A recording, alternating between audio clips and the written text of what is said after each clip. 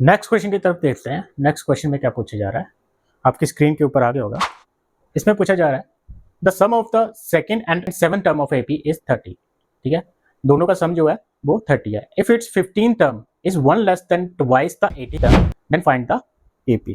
ठीक है, इसमें हमें थर्ड और सेवन टर्म का जो सम है वो हमें दे दिया 30। स्टेप बाय स्टेप करते हैं तो आसानी से समझ आ जाएगा। तो इसमें हमें पहले सबसे पहले क्या है, हमें ए एन पता होना चाहिए किसके इक्वल होता है, a plus n minus one into D.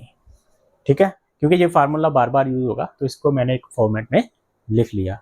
अब नेक्स्ट क्या पूछा उसने बोला कि अकॉर्डिंग टू द क्वेश्चन क्या बोला उसने बोला कि ए सेकंड और ए सेवन इन दोनों टर्म का जो सम है वो किसके है, 30 के इक्वल है। तो हमें A2 पता चल गया। A2 का फार्मूला जब हम इसे इम्प्लीमेंट करेंगे यहाँ पे तो ये ऐसे बनेगा a प्लस 3 माइनस वन, क्योंकि 2 हमें n इक्वल टू 2 पता चल गया।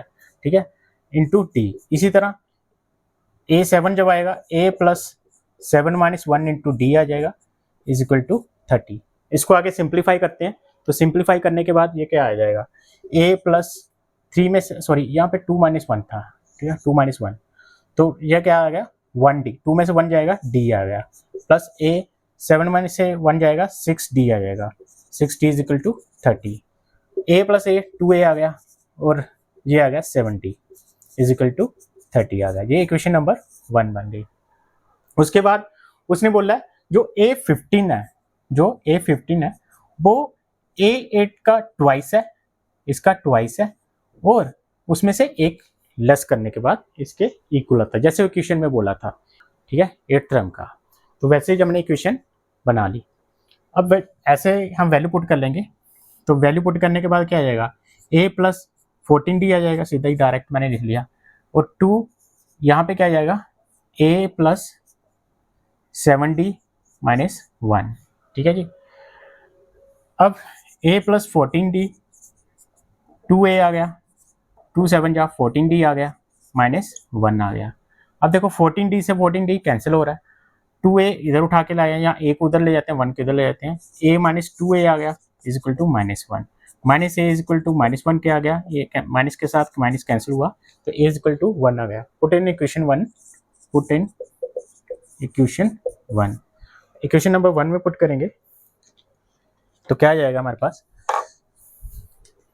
यहाँ पे पुट करते हैं 2 इंटू 1 प्लस 70 इक्वल टू 30 आ गया। 2 उठा के वहाँ पे ले जाते हैं तो ये आ जाएगा 30 माइनस 2, और d इज इक्वल टू आ जाएगा 28/7, कट के आ जाएगा 4। तो d की वैल्यू हमारे पास आ गई 4 और a की वैल्यू आ गई हमारे पास 1। उसमें हमें अब a भी पता चल चुका है और d भी पता चल चुका है। अब हमें AP फाइंड आउट करना है। उसने क्या, फाइंड द AP।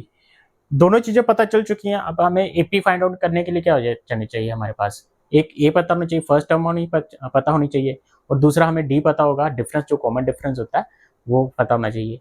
तो जो हमारे पास स्टेटमेंट थी क्या थी कि each term is obtained by adding a fix number in the previous number two obtain the AP। तो वही हमें फाइंड आउट करने के लिए वही फार्मूला यूज कर लेते हैं। उसका जनरल फॉर्म ऑफ AP क्या होती है, जनरल फॉर्म ऑफ AP होती है a plus d, a plus 2d और a प्लस 3d। ठीक है जी। a हमें पता है कितना है, 1 है, a प्लस d कितना आ गया, 5 आ गया, a प्लस 2d कितना आ गया, अब इसमें 4 फिर से ऐड करते हैं तो 9 आ जाएगा, फिर 4 ऐड करेंगे 13 आएगा। तो ये हमारी AP फाइंड आउट होगी।